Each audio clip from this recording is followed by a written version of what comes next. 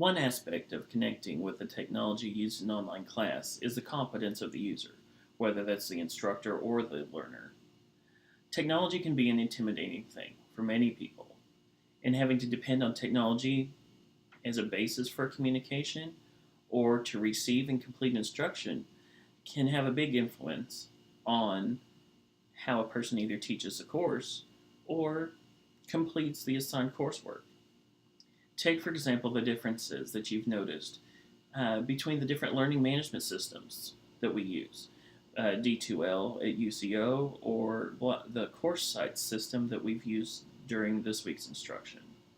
Each one accomplishes the same objectives. It provides a tool for communication and collaboration and helps to make education more accessible to learners. But what about the way we use the technologies in class? I've experienced many of the techniques laid out in this chapter, and have yet to take a course where an instructor utilizes technologies in an online learning environment outside of the learning management system. Think about some of the technologies that we've used this semester in class, from Poll Everywhere and Kahoot, just to have some different types of interaction.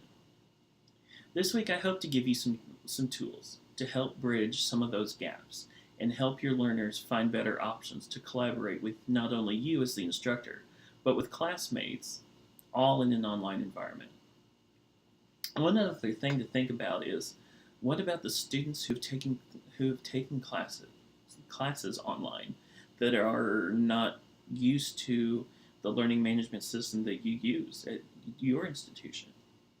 Most of my undergraduate work that I completed online, was subjected to many different learning management systems, from WebCP to Moodle and Blackboard, and I'd even experienced some proprietary systems in my work life when I worked at McDonald's or Walmart. I had not used D2L until I came to UCO, and the first time I logged into the system, I hated it.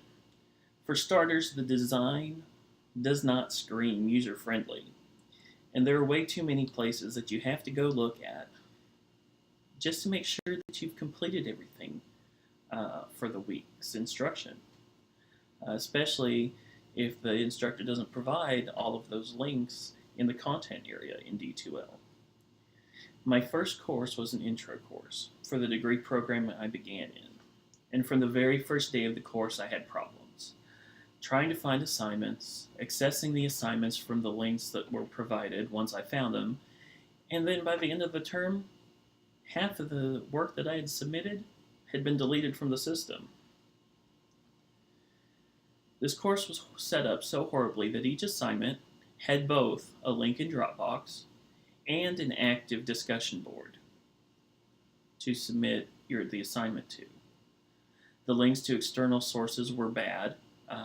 The instructor had several videos that we were to watch in the course that the links were either broken or the publisher of the website had changed the path to the file, so I couldn't even access the videos.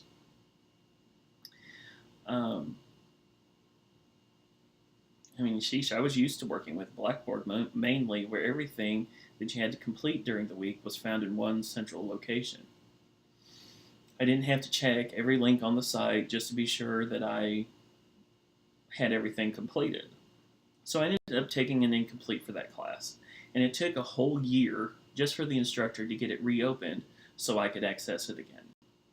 It wasn't until May of this year, of 2016, that she had tried to contact tech support, because even though the class showed open on her end, it wasn't showing open when I logged into D2L. And, of course, they found a glitch in the system. Once D2L had the course had finally been reopened for me, again, most of my work had been deleted, so I had to re-upload it. Unfortunately, I'd saved it to a USB drive so I could do that.